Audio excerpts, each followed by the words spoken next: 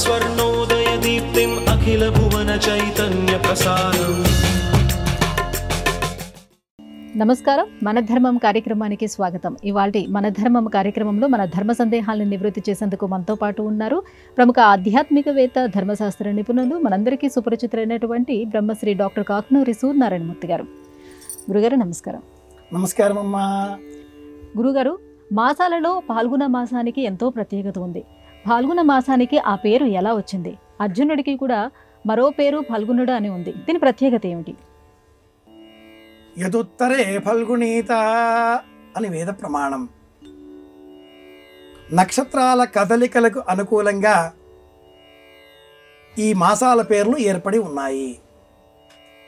పౌర్ణిమ సందర్భంగా అశ్విని నక్షత్ర మండలం సమీపంలో చంద్ర సంచారం ఉండేటటువంటి ఆ నక్షత్రాన్ని ఆధారం చేసుకొని ఆ మాసానికి ఆ పేరు ఏర్పడుతుంది. అశ్విని నక్షత్ర మండలం సమీపంలో చంద్ర సంచారం పౌర్ణిమ ఉన్న రోజున ఆ మాసానికి ఆశ్వయుజం అని పేరు. అలాగే కృత్తిక నక్షత్ర మండలం సమీపంలో ఉంటే కార్తీకం.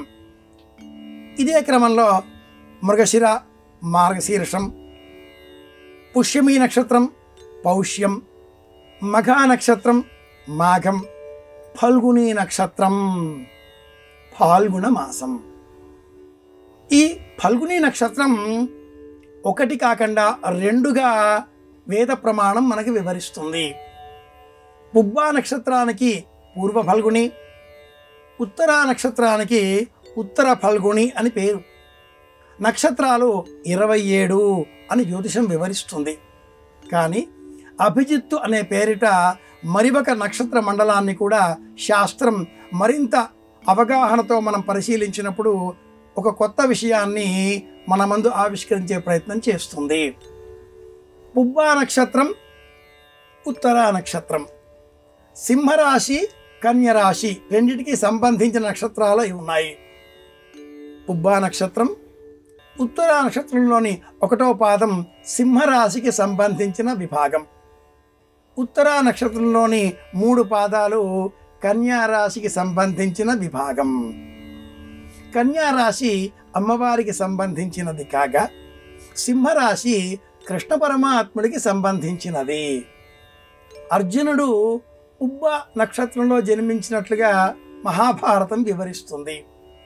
పుబ్బా నక్షత్ర జాతక గణక అలంకార ప్రియ అంటూ శుక్ర వృత్తి పదకోశం అనే గ్రంథం సూత్రవాంగ్మయంలో భృగు సూత్రాల పేరిట జ్యోతిషంలో అనేక ఫలితాంశాలను నిర్ధారించేటటువంటి ఒక గొప్ప శాస్త్రం భృగు సూత్రాలు అని వాటికి పేరు. అద్భుతమైన శాస్త్రం. ఈ అర్జునుడు పుబ్బా నక్షత్రంలో జన్మించాడు. అలంకార ప్రియుడు. నిజమే సుమా.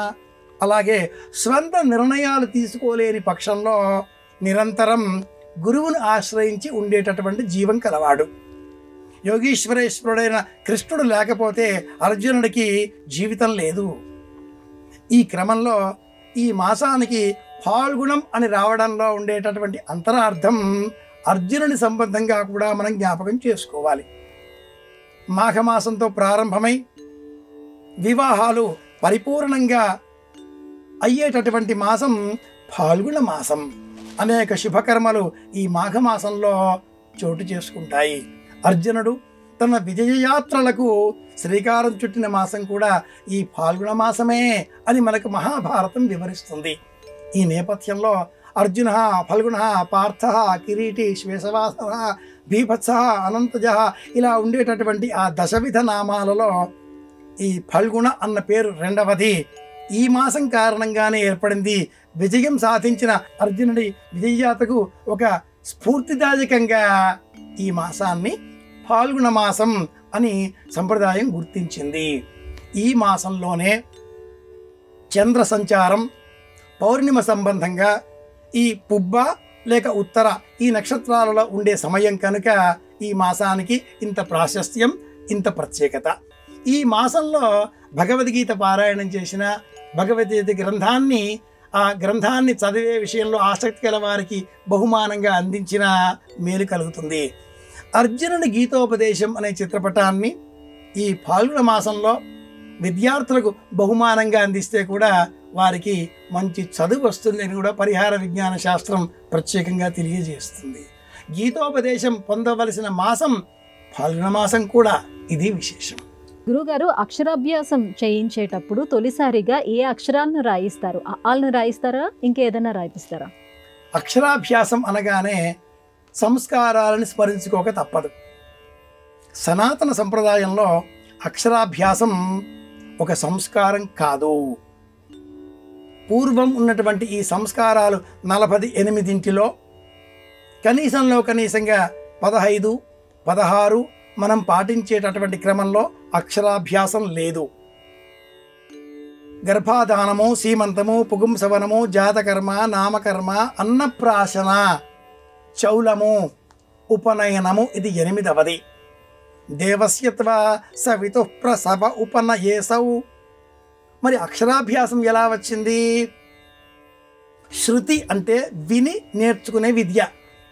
ఇలా విని నేర్చుకునేది కాకుండా వ్రాసే విద్య కూడా లోకంలో అభివృద్ధి చెందినటువంటి తరుణంలో బౌద్ధ జైన ధర్మాలు ఈ లోకంలో వ్యాపించినటువంటి నేపథ్యంలో అక్షరాభ్యాసం ఒక సంస్కారము, ఒక కళ, ఒక క్రియ, ఒక అవసరం అంటూ వరాహ పురాణం అలాగే బ్రహ్మవైవర్త పురాణం మనకు తెలియజేస్తాయి.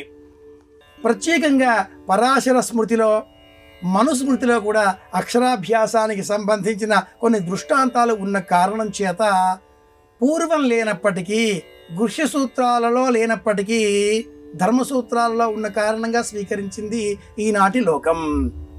ఇలాంటి ఈ అక్షరాభ్యాసం చేసే కాలం ఎప్పుడు? శిశువుకు సంవత్సరం దాటిన తర్వాత. శాస్త్ర ప్రమాణంగా అన్నప్పుడు 3 సంవత్సరాలు దాటిన తర్వాత మాత్రమే తృతీయే వత్సరే చౌలం, ఇది ప్రమాణం. ఆ తర్వాత మాత్రమే 3వ ఏడు దాటిన తర్వాత మాత్రమే అక్షరాభ్యాసం మనం ప్రారంభం చేయాలి. ఎలా? ఆలతో కాదు, ఏబిసిడీలతో కాదు. అక్షరాభ్యాసం చేసే సమయంలో ఆ పలక మీద తొలిసారిగా వ్రాయవలసిన ఆ బీజాక్షరం ప్రణవం, ఓం. అది కూడా ఓ నామః శివాయః సిద్ధం నమః అని వ్రాసేటటువంటి వారు ప్రాచీనులు. జైన ధర్మానికి అనుకూలంగా సిద్ధం నమః అన్న శబ్దం లోకంలో ప్రచారంలోకి వచ్చేసింది. అలాగే ఓ నామః, ఆ ఉమా అనే 3 అక్షరాల సంపుటితో కూడుకున్న ప్రణవం, ఇది ముందుగా చెప్పాలి. ఓంకారం నేర్చుకుంటే చాలు, అన్ని విద్యలు అందులోనే ఉంటాయి. ఓమిత్యేకాక్షరం బ్రహ్మ అగ్నిర్దేవత బ్రహ్మ ఇత్యార్షం అని నారాయణోపనిషత్తు. కనుక ఓం ఇది ముందుగా వ్రాయవలసిన అక్షరం. ఆ తర్వాతే ఆలు, ఏబిసిడీలు. నేటి కాలంలో ఆలు అంటే వాటిని కూడా ఏ, చిన్న ఏ, ఆ అంటే పెద్ద ఏ, చిన్న ఏలు మరో 2 ఇలా కూడా వ్రాసేటటువంటి కాలం వచ్చేస్తున్నటువంటి తరుణంలో అక్షరాభ్యాసం చేద్దాం. శాస్త్ర ప్రమాణపూర్వకంగా మాతృభాష నేర్పించే ప్రయత్నం చేద్దాం. ఓం నేర్పిద్దాం, తర్వాత తెలుగులో ఆలు నేర్పించే ప్రయత్నం చేద్దాం. గురుగారు, 108 దివ్యక్షేత్రాలు ఎక్కడ ఉన్నాయి? వీటి ప్రత్యేకత ఏమిటి? 108 దివ్యక్షేత్రాలు వైష్ణవ ధర్మానికి చెందినవి అంటుంది శాస్త్రం. ఈ 108 దివ్యక్షేత్రాలు దేశమంతా విస్తరింపబడి ఉండగా వీటిలో మొట్టమొదటిది శ్రీరంగ క్షేత్రం, ఆ తర్వాత తిరుత్తరణి, ఇలా ప్రారంభం చేసుకొని తిరుపతి, తిరుచెందూరు, ఇలా దేశమంతా వ్యాపించినటువంటి ఈ 106 దివ్యక్షేత్రాలు మాత్రమే భూఖండంలో భారతదేశంలో విస్తరించి ఉండగా 7, 8 అనే ఆ దివ్యక్షేత్రాలు, ఒకటి వైకుంఠం, రెండవది పరమపదం, ఆ శ్రీనారాయణ సన్నిధానం. 7, 8 ఈ లోకంలో కనిపించేవి కావు. కాగా ఈ లోకంలో ఉండేటటువంటి 106 దివ్యక్షేత్రాలను శ్రీరంగంతో ప్రారంభం చేసుకుని వైష్ణవ ధర్మావలంబులు తనియలతో, స్తోత్రపాఠాదులతో, అలాగే ప్రతిరోజు కూడా పాశురములతో ఆ పరమపదాన్ని చేరే విధంగా దైవాన్ని సేవిస్తూ దాసానుదాసులుగా జీవితాన్ని గడుపుతూ భగవద్దాసులుగా కైంకర్య రూపంలో సేవించుకుంటూ అనేక తీర్థక్షేత్రాలను దైవ సాన్నిధ్యం ఉండేటటువంటి ఆ దివ్యక్షేత్రాలను దర్శనం చేస్తూ ఉంటారు. అయితే భౌతికంగా కనిపించే ఈ 106 దివ్యక్షేత్రాలు దేహంలోనే అని కూడా శాస్త్రం వివరిస్తుంది. దేహో దేవాలయ ప్రోక్తో జీవో దేవ సనాతన.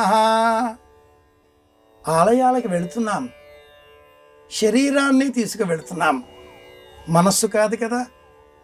మనస్సుతో మనం దర్శనం చేసుకోగలిగితే త్రివేణి సంగమం ఇక్కడే, త్రికూటము ఇక్కడే, తిరుపతి ఇక్కడే, రామేశ్వరం లోపలే, వైద్యనాథుడు లోపలే, పూరీ దివ్యక్షేత్రము లోపలే, సమస్త 106 దివ్యక్షేత్రాలు కూడా మనలోనే మనం దర్శించగలుగుతాం.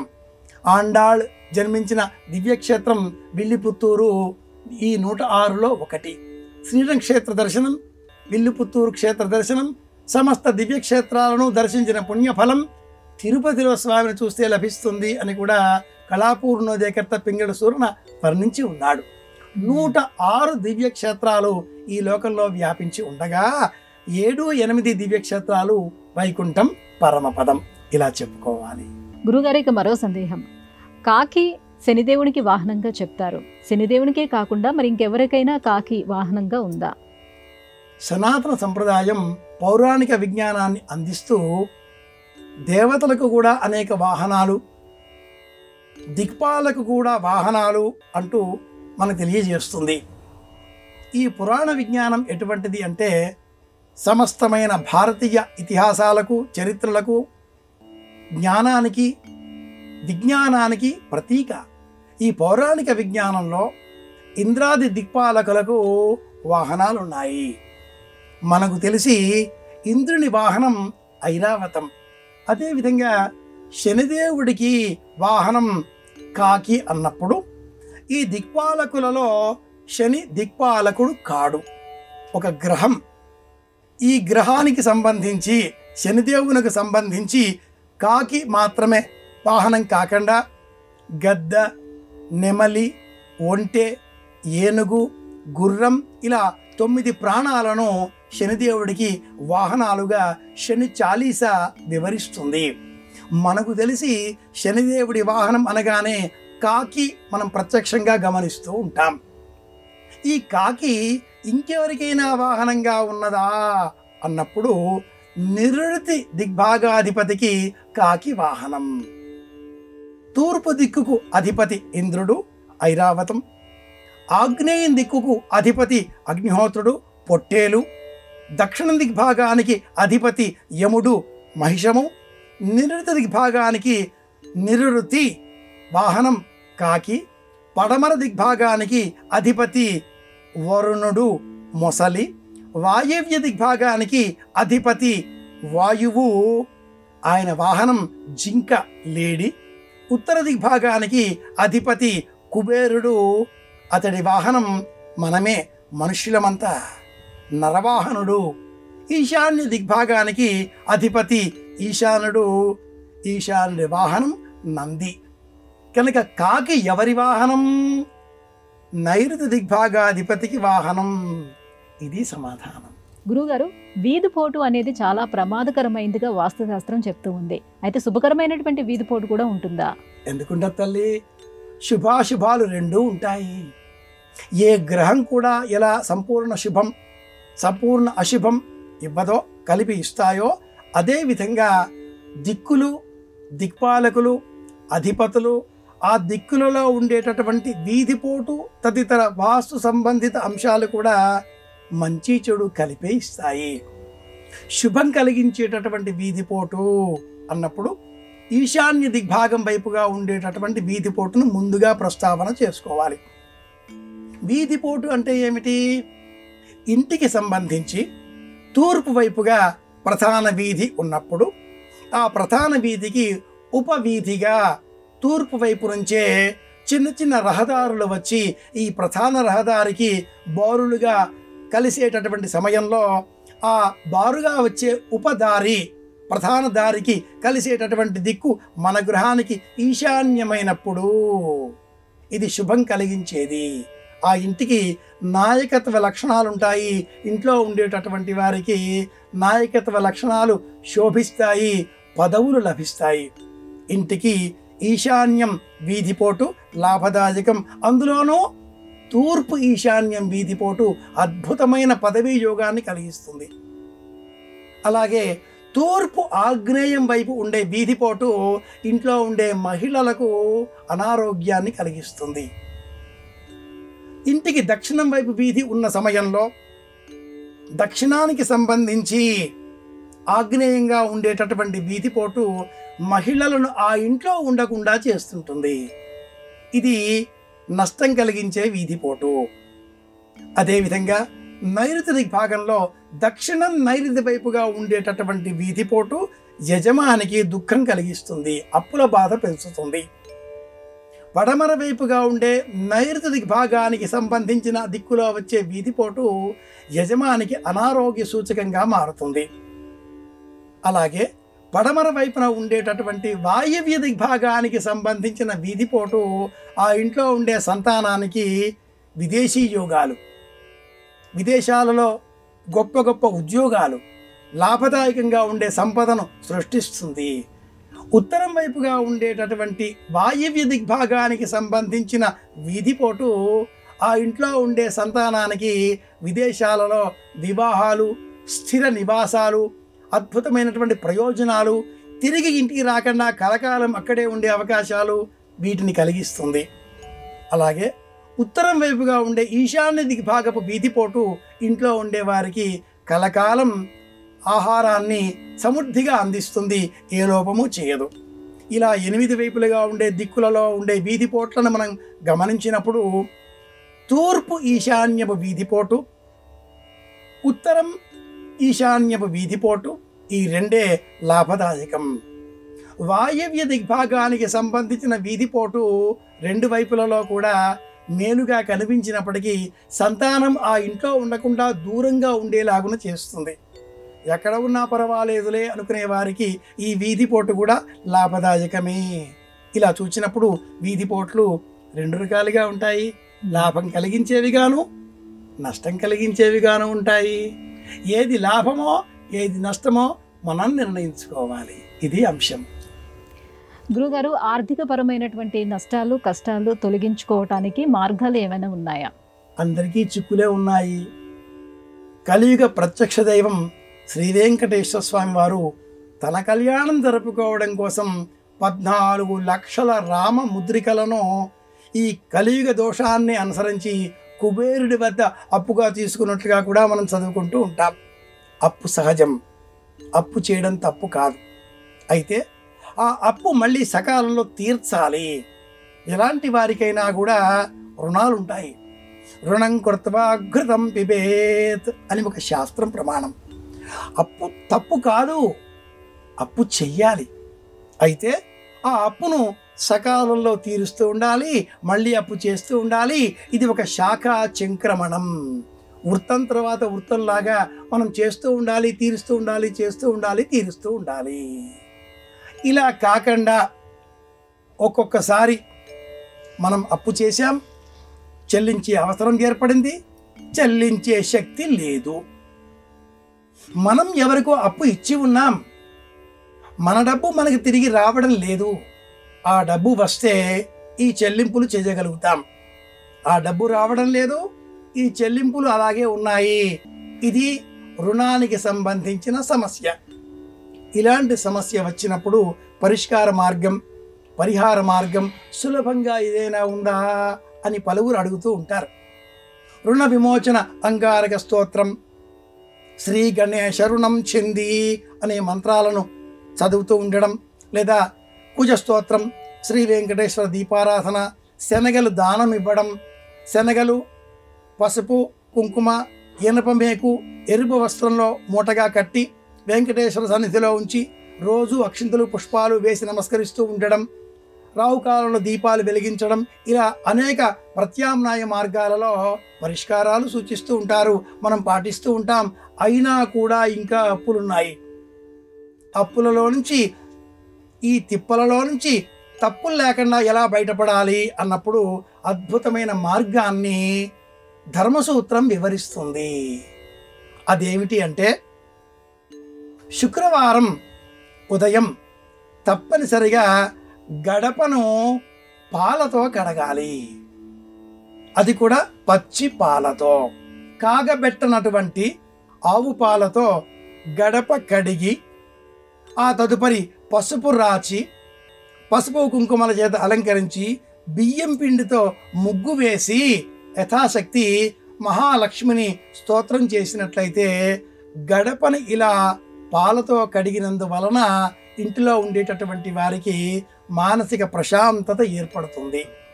ఏ సమస్యనైనా ఎదుర్కొందాం అనేటటువంటి మనోబలం పెరుగుతుంది. ఇది ప్రధానం.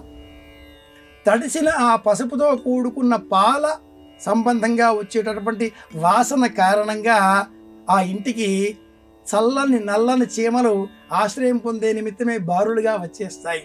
వీటికే మనం దేవుడి చీమలు అని కూడా చెబుతూ ఉంటాం. నల్లని చీమలు, చలి చీమలు, తెల్లగా కనిపించేటటువంటి ఈ నల్లని చీమలు, ఎక్కడ ఈ చీమలు ఉంటాయో అక్కడ ఆహార లోపం ఉండదు అని కూడా శకున శాస్త్రం. మనోబలాన్ని పెంచే విధంగా ఆహారాన్ని అన్వేషిస్తూ చీమలు ఎలా బారులు తీరి వెళుతూ ఉంటాయో, ఇంట్లో ఉండే వారందరిలో కూడా ఏదో ఒక పని చెయ్యాలి అనేటటువంటి శక్తి పెరుగుతుంది, ఉత్సాహం పెరుగుతుంది. ఇంట్లో ఉండే సంపాదించే వ్యక్తి ఒక్కరు, భోజనం చేసేటటువంటి వారి 10 మంది, ఆ ఇంట్లో ఎప్పటికీ అప్పుల తిప్పలే. అలా కాకుండా ఉండాలి అంటే ప్రతి వ్యక్తి పని చెయ్యాలి అనే ప్రయత్నం చెయ్యాలి. ఇంట్లో ఉండే వారందరిలో కూడా పని పట్ల మమకారం పెంచేటటువంటి సులభమైన ఉపాయం గడపను పసుపుతో కడగడం అంటుంది శాస్త్రం. ఇది పరిహారం. గురుగారు, జ్ఞాపక శక్తి పెంచుకోవడం అనేది పిల్లలకే కాదు పెద్దలకు కూడా అవసరమే. ఈ జ్ఞాపక శక్తిని పెంపొందించుకోవడానికి ఉన్నటువంటి మార్గాలు ఏమిటి? జ్ఞాపక శక్తిని పెంచుకోవాలి అంటే సులభమైన మార్గం మౌనవ్రతాన్ని ఆశ్రయించడం. జ్ఞాపక శక్తిని పెంచుకోవాలి, విన్నది మననం చేసుకోవాలి. విన్నది మళ్ళీ మనం మనసులో అనుకుంటున్నామంటే మాట్లాడడం మానేయాలి. సులభమైన ఉపాయం అండి. వింటుంటే అనలేం, అంటుంటే వినలేం. ఎవరైనా ఏదైనా మాట్లాడుతూ ఉన్నప్పుడు ఎదుటివారు కూడా మాట్లాడడం మొదలు పెడితే నువ్వు ఆపుతావా, నేను మాట్లాడుతున్నాను ఇక్కడ అంటారు. లేదా నేను మాట్లాడాక నువ్వు మాట్లాడు. నువ్వు నేను మాట్లాడుతూ ఉంటే లోకం వింటుంది. అలా కాకూడదు. నువ్వు మాట్లాడాక నేను మాట్లాడతాను. వింటుంటే అనలేం, అంటుంటే వినలేం. బుద్ధి చాతుర్యాన్ని పెంచుకోవాలి అంటే వినేదే ఎక్కువగా మనం పెంచుకోవాల్సిన లక్షణం. వింటే 2 ప్రయోజనాలు. ఒకటి, మనలో ఉండే జ్ఞానం మనలోనే ఉంటుంది. విన్నందువలన ఎదుటివారు ఏదో చెబుతున్నారు కదా, అదంతా వచ్చి మనకు చేరుతుంది. దాంతో మన జ్ఞానం రెట్టింపు అవుతుంది. అవసరం ఉంటే మాట్లాడతాం, లేకంటే లేదు. ఇలా లేకంటే లేదు అనే జ్ఞానం మనం పెంచుకోవాలి అంటే వినడం నేర్చుకోవాలి. బుద్ధి చాతుర్యం, సమయస్ఫూర్తి, జ్ఞాపక శక్తి పెంచుకోవడం అన్నప్పుడు మౌన వ్రతం ఒక్కటే అద్భుతమైన పరిష్కారం అంటుంది ధర్మశాస్త్రం. ఇది రహస్యం. గురుగారు, ఇవాటి మన ధర్మం కార్యక్రమంలో మాకు వచ్చినటువంటి ధర్మ సందేహాలన్నీ కూడా నివృత్తి చేసినందుకు ధన్యవాదాలండి. కృష్ణార్పణం. ఇది ఇవాటి మన ధర్మం కార్యక్రమం. రేపటి మన ధర్మం కార్యక్రమంలో మళ్ళీ కలుసుకుందాం.